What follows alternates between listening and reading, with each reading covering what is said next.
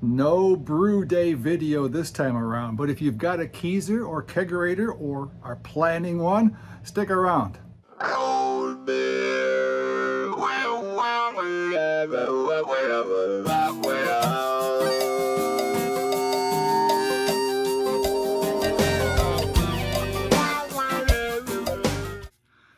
Hey folks, today I'm going to do a project that's been on the back burner for quite a while, and that's replace the beverage lines on my Keezer with duo-tight fittings and EVA barrier beverage line. This is 4 millimeters inside diameter. These are about 5 feet long. I won't get into beer line length because that's a whole separate topic. But you can find online calculators to calculate the length of beer line that you might need. It has to do with the inside diameter, the length of the line, the serving pressure you're going to use, the distance from the keg to the faucets, all kinds of things. And by my calculations, I need somewhere between 4 and 5 feet. So I'll start with 5, and then I'll trim as necessary. What I've got is 4 lengths of EVA barrier beverage line. And then I had to get brand new ball lock connectors, threaded ones, because the duo tight fittings are threaded. Those will go on the ball locks. And this will go on the shank of my faucets.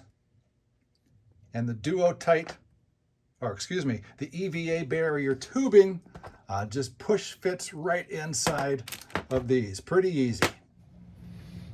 All right, so the first thing I'm going to do is remove all my beverage lines. These were kind of standard in the day when I built this, but they're kind of old school now. It's regular beverage line. I think it's 3/16 inside diameter.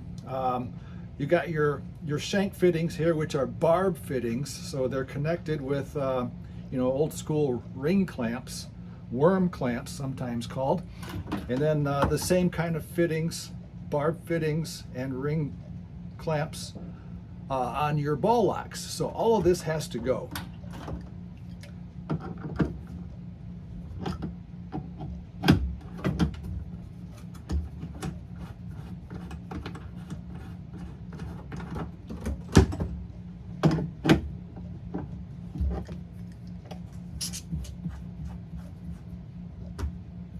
Still a little pressure in that one.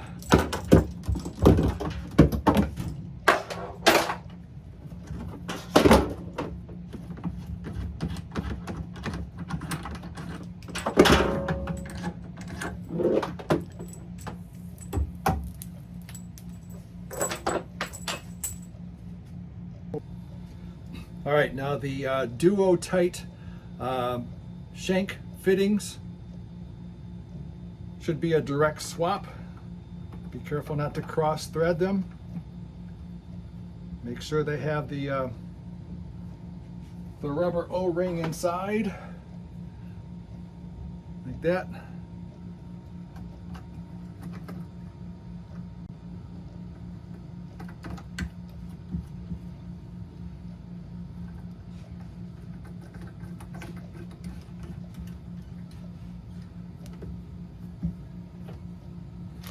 Next, I'm going to put the duo tight fittings on my brand new ball lock connectors.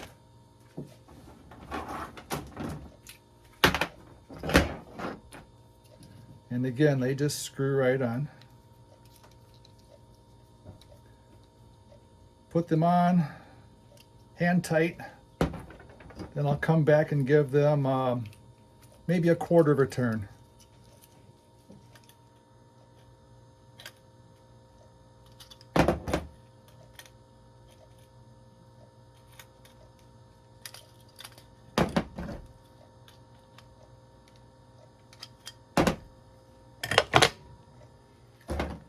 Now for the EVA barrier tubing. I've already gone ahead and made sure the cut ends were square and flush. They need to be square, and they just fit right in until you get a little snap right there.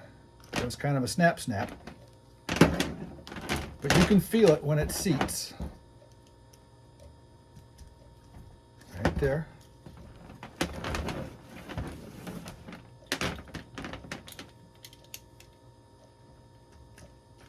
One more.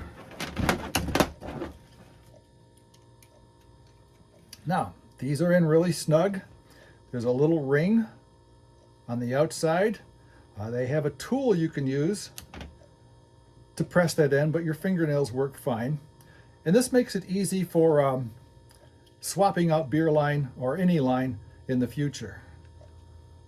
So there's one end.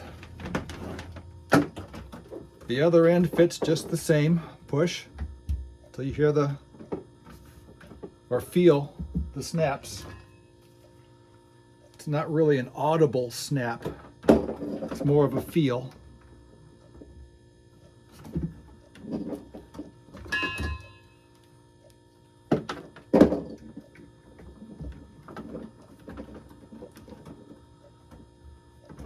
In this one, I have a keg on tap, so I'll connect this right now.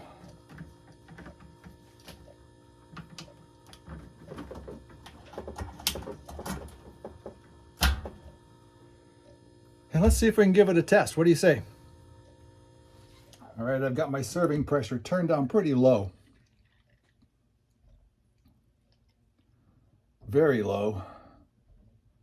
And this is a fairly new beer, so there's not going to be a lot of carbonation or head. But let's check inside for leaks. And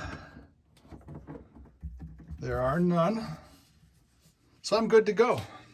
No, I'm not going to give you any hints about this beer. This will be in a taste testing from an upcoming video. You'll just have to stay tuned and wait. Cold beer.